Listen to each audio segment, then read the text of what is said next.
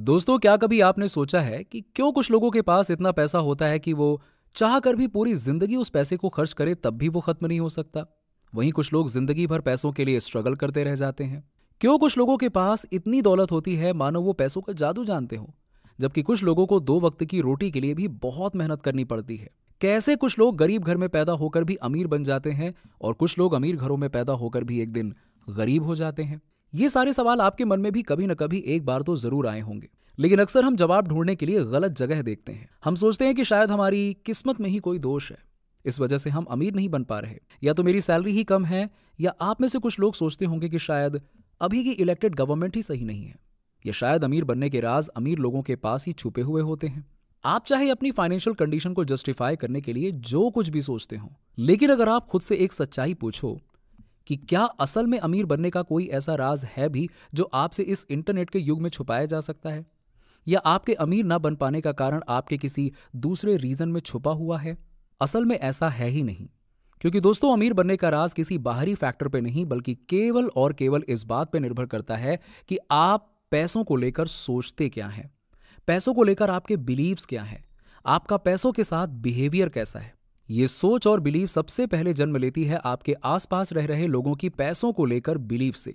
आपका जहां जन्म हुआ है वहां आसपास के लोग, आपके पेरेंट्स, आपके दोस्त, आपकी कम्युनिटी पैसों को लेकर क्या सोचती है, उनका पैसों को लेकर बिलीव क्या है, ठीक वैसे ही बिलीव आपके मन में भी पैसों को लेकर आ जाता है, जब तक कि कोई और आपको पैसों के दूसरे बिलीव के बारे में ना बताए। इसका सबसे अच्छा एग्जाम्पल है मारवाड़ी लोग, जिनके पैसों को देखने का नजरिया और सोच एक कुम्हार की पैसों को लेकर सोच से काफी अलग होती है, और इसीलिए उन दोनों के बीच पैसे का इतना बड़ा गैप होता है। चलिए इस चीज को मैं आपको एक एग्जाम्पल की मदद से अच्छे से समझाता हूं। यह कहानी है राहुल और सौरभ की। राहुल का जन्म एक अमीर मारवाड़ी फैमिली में होता है। बिजनेस और वेल्थ क्रिएशन की परंपरा वाले इस फैमिली में उसने बचपन से ही अमीरी देखी है और उसे अपने परिवार से हर तरह का सुख मिला है। राहुल के माता पिता उसे अपने दादाजी और दूसरे पूर्वजों की कहानी सुनाया करते हैं कि कैसे वो रिस्क लेकर छोटे छोटे पैसे इकट्ठा करके अपने बिजनेस स्किल्स की मदद से उन्होंने कुछ नहीं से आज इतना बड़ा साम्राज्य बनाया है। उसने बचपन से ही अपने पिता को बिजनेस करते देखा है, नए नए आइडियाज पर काम करते देखा है। जहां लोगों को लगता है कि यहां तो बिजनेस करना मुश्किल है, वहां भी उसके पिता ने एक अच्छा बिजनेस बनाकर दिखाया है। दूसरी तरफ राहुल ने अपनी मां को पैसे संभालते देखा है कि कैसे वो पैसों को इन्वेस्ट करती है, उन्हें सही तरीके से खर्च करती है, सही जगह पे खर्च करती है। अपने फैमिली को उसने बचपन से ही पैसों से पैसा बनाते देखा है और वो इस चीज से अच्छे से समझ गया है कि कैसे पैसा और पैसा बना सकता है। अब बात करें सौरभ की, तो वो एक गरीब कुम्हार फैमिली में जन्म लेता है। बचपन से ही उसने गरीबी देखी है। धूल भरे सड़क, नालियां, गंदगी और भूखे लोगों के बीच में उसका बचपन गुजरा था। उसने अपने माँ बाप को 3 टाइम का खाना जुटाने के लिए भारी मेहनत करते देखा है। उसके पिता दिन भर धूल और धूप के बीच मिट्टी के बर्तन बनाते रहते हैं। उसकी माँ सारा दिन घर के काम में उलझी रहती है। सौरभ के परिवार ने भले ही पीढ़ियों से कुशल कारीगरों और कारीगरी को जन्म दिया है, फिर भी वो अपनी जरूरतें तक अच्छे से पूरी नहीं कर पाते हैं। परिवार की इसी स्थिति को देखते हुए सौरभ ने स्कूल जाने के बजाय अपने पिता का साथ देना शुरू किया। उसने भी मिट्टी के बर्तन और कारीगरी सीखना शुरू कर दिया। सौरभ के लिए पैसे कमाने का रीजन अमीर बनना नहीं था, बल्कि सरवाइव करना था। उसने वही सब चीजें सीखी जो उसके पिता करते थे। सुबह उठकर खाना खाना, फिर दिन भर काम करना, रात को समय पे सो जाना ताकि अगले दिन फिर इसी चीज को रिपीट कर सकें, बिना कोई नई चीज के बारे में सोचे। कुछ सालों के बाद जब राहुल और सौरभ दोनों ही बड़े हो जाते हैं, उनकी फैमिली उन्हें घर से निकाल देती है, वो भी बिना 1 रुपया दिए, ताकि वो एक नए शहर जाकर खुद से अपनी जिंदगी में कुछ कर सकें। राहुल और सौरभ दोनों मुंबई आ जाते हैं। उनके पास 1 भी रुपया नहीं होता है और दोनों जीरो से अपनी जर्नी स्टार्ट करते हैं। उनके पास कुछ है तो वो है मनी साइकोलॉजी, जो उन्होंने अपने फैमिली से सीखी है। राहुल और सौरभ दोनों ही छोटे मोटे काम शुरू करते हैं, जैसे किसी दुकान पे जाकर हेल्पर का काम करना, डिलीवरी सर्विसेज देना और ऐसे ही कुछ काम जिनसे उनका गुजारा हो सके।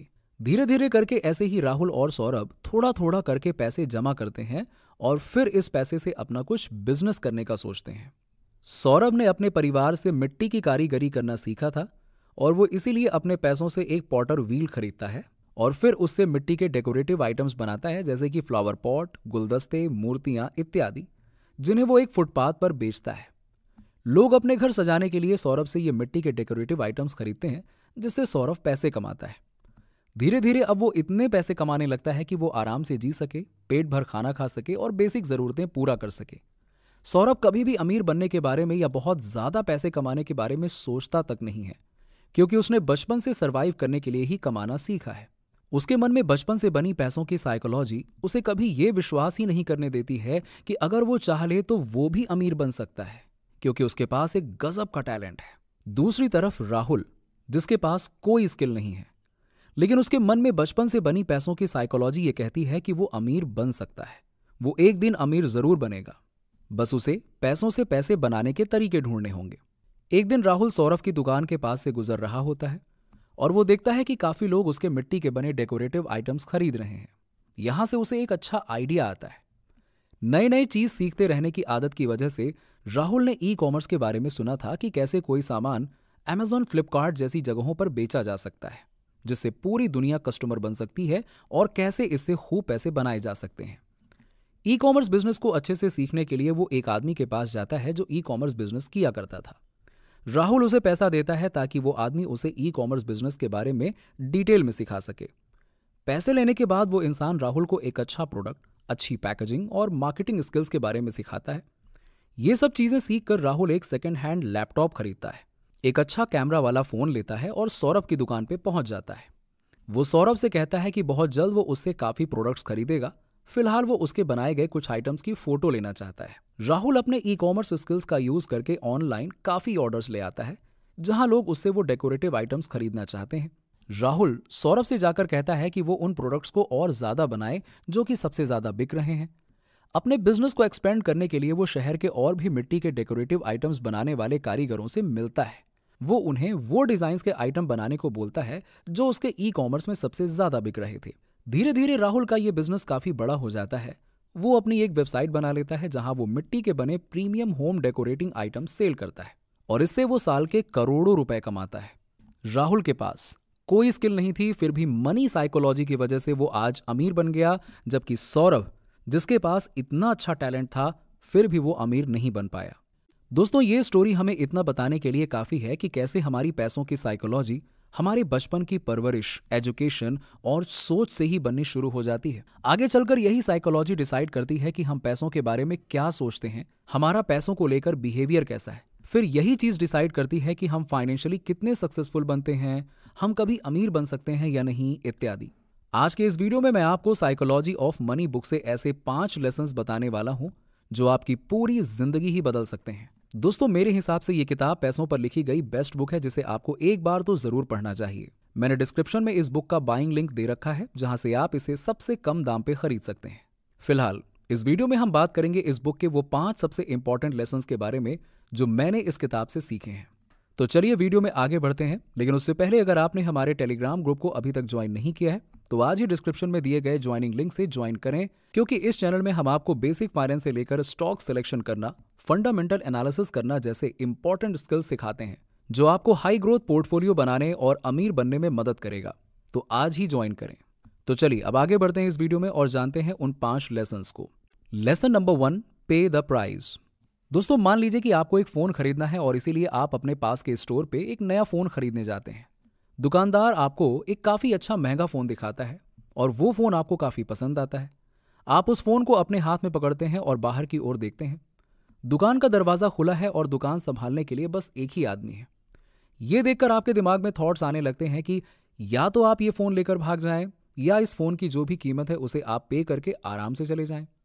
अगर आप ये फोन लेकर भाग जाते हैं तो भले ही शुरुआत में आपको ऐसा लग सकता है कि आपको तो फ्री में फोन मिल गया, आपको कुछ भी पैसे पे करने की जरूरत नहीं पड़ी, आपके तो मौज ही मौज हो गए।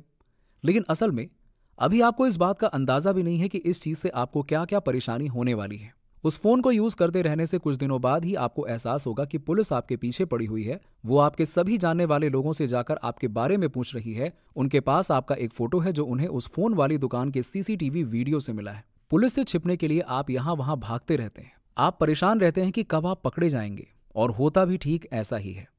एक दिन पुलिस आपको पकड़ लेती है, आपको काफी मार पड़ती है, समाज में शर्मिंदा होना पड़ता है और साथ ही कोर्ट आपको 1 साल की सजा सुना देती है।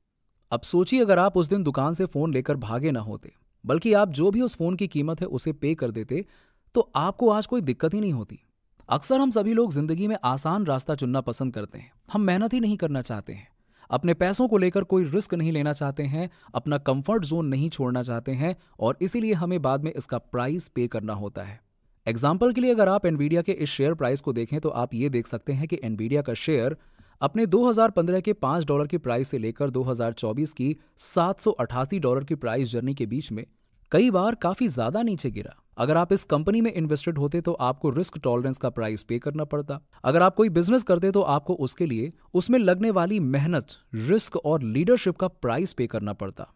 लेकिन अगर आप ये प्राइस पे नहीं करेंगे और आसान रास्ता चुनेंगे तो आपको जिंदगी भर मीडियोकर, पैसों की तंगी जैसे चीजों का प्राइस पे करना पड़ेगा। ऑथर कहते हैं कि आप जिंदगी में जो भी पाथ चुनते हैं उसका आपको आज या कल तो प्राइस पे करना ही पड़ेगा। अगर आप मुश्किल रास्ता चुनते हैं तो आपको शुरुआत में इसका प्राइस पे करना पड़ेगा, लेकिन बाद में आप आसानी से जी सकेंगे। वहीं अगर आप आसान रास्ता चुनते हैं तो भले ही शुरुआत में आपको इसका प्राइस पे ना करना पड़े, लेकिन कुछ सालों के बाद आपको इसका बड़ा प्राइस पे करना पड़ेगा और आपकी लाइफ काफी मुश्किल हो जाएगी। Lesson number 2, no one is crazy. दोस्तों, पैसों के बारे में हम क्या सोचते हैं, इसे हम कैसे देखते हैं, वो सब हमारे पर्सपेक्टिव, पैसों के साथ हमारे पास्ट एक्सपीरियंसेस और बिलीव्स पे डिपेंड करता है। इसे हमने ऊपर सौरभ और राहुल के एग्जाम्पल में भी देखा था। राहुल के पैसे के साथ पास्ट एक्सपीरियंस उसे रिस्क लेने में, पैसों से पैसा बनाने में और अमीर बनने में प्रेरित करते थे। वहीं सौरभ के पास्ट एक्सपीरियंस उसे बस पेट भर पैसा कमाने के लिए ही प्रेरित करते थे। उसके दिमाग में अपने आप अमीर बनने के वैसे आइडियाज नहीं आते थे और इसीलिए उसके एक्शंस भी वैसे ही होते थे। साइकोलॉजी ऑफ मनी बुक के ऑथर कहते हैं कि जब बात आती है पैसों की तो लोग लॉजिकल डिसीजन नहीं लेते, बल्कि वो अपने डिसीजन लेते हैं अपने एक्सपीरियंस और इमोशंस के बेसिस पे। और इसीलिए ऑथर कहते हैं कि नो वन इज क्रेजी।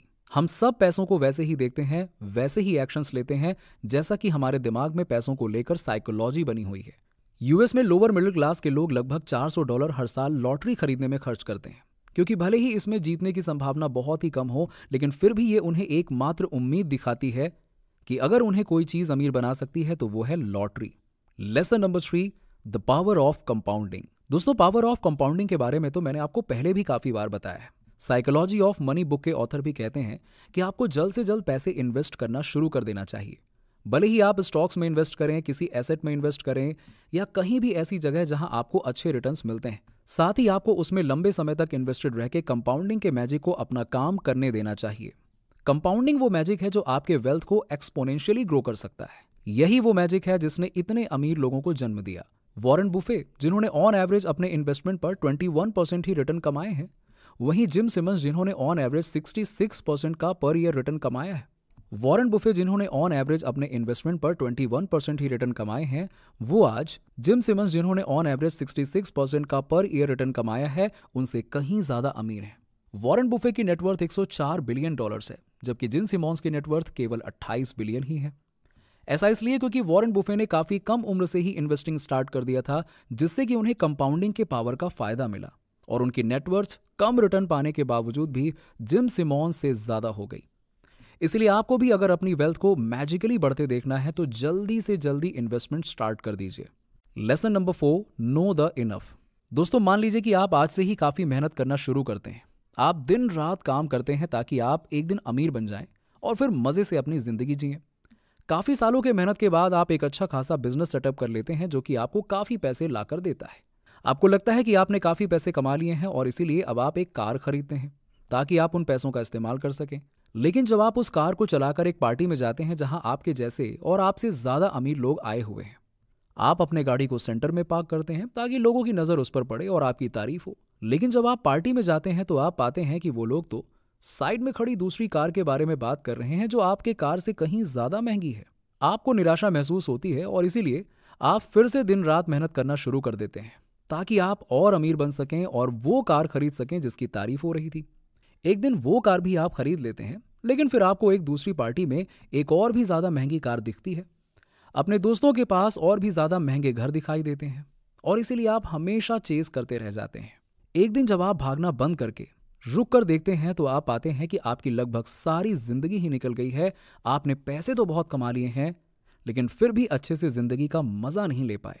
अपने दोस्तों के साथ हंसते गाते अच्छे वक्त नहीं गुजार पाए। आप अमीर तो बहुत बन गए, लेकिन आज भी आपसे कहीं ज्यादा अमीर लोग हैं और ये रेस कभी खत्म नहीं होगी।